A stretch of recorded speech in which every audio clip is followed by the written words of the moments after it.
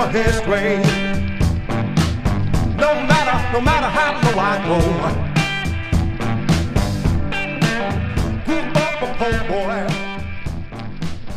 Salut les bungers. Aujourd'hui j'aimerais vous parler d'un album qui est apparu il y a à peu près une semaine de ça, dont on attendait beaucoup.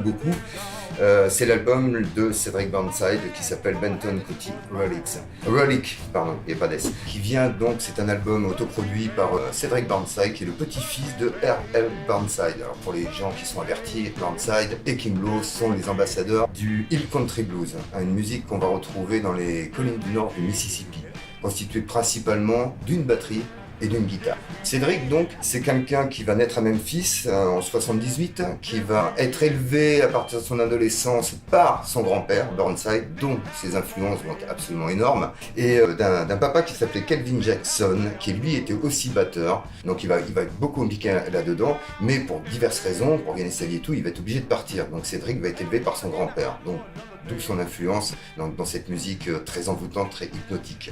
Et c'est quelqu'un qui va beaucoup travailler, on y reviendra, avec pas mal de personnes qui sont aussi des figures emblématiques de cette musique-là, avant de faire une carrière solo. Donc c'est quelqu'un qui va travailler avec une grande dame qui s'appelle Jessie Mainfield, qui va travailler aussi avec Kenny Brown, qui va travailler avec Timo Delford, ou encore Paul Wynne Jones et Trenton Ayers, notamment.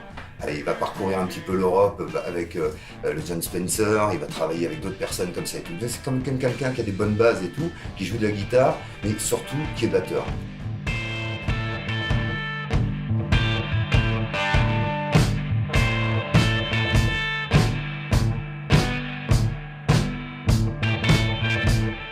I wake up in the morning,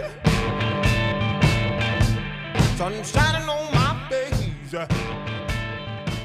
Et qui décide, c'est sa carrière, il arrive sur les 40 ans, et il décide lui de prendre sa carrière en main, tout en respectant, alors c'est ça qui est formidable, tout en respectant cette tradition du hill country, donc de la batterie envoûtante, hypnotique, on est vraiment sur des racines africaines aussi là-dedans, va commencer à ouvrir des portes à autre chose. Et c'est ça qui me plaît dans cet album-là, c'est qu'on n'est pas sur un traditionnel classique, même si on adore, c'est qu'on voit que le type il commence à dire on va pousser des portes, là il y a autre chose à faire avec le hill country, on a moyen de mettre autre chose, peut-être avec des choses un peu plus soul, des choses un peu plus funky, voire des choses un peu plus hard. Et c'est ce qu'il présente dans cet album, qui n'est pas un concept album, mais qui est un peu, une juste continuité de cette musique qui doit avancer et pas rester sur ses acquis. Voilà, enfin pour moi.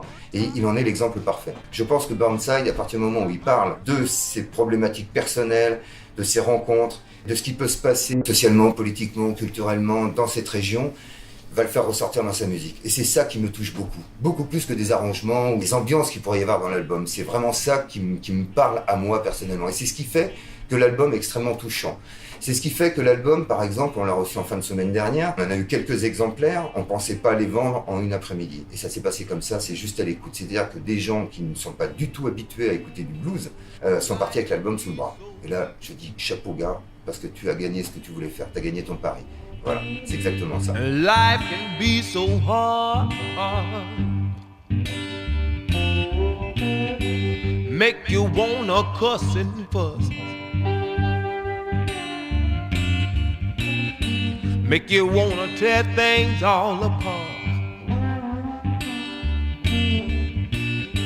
You try to stay calm and not act a fool. Now somebody come and make you lose your cool. Sometimes it's hard to stay cool.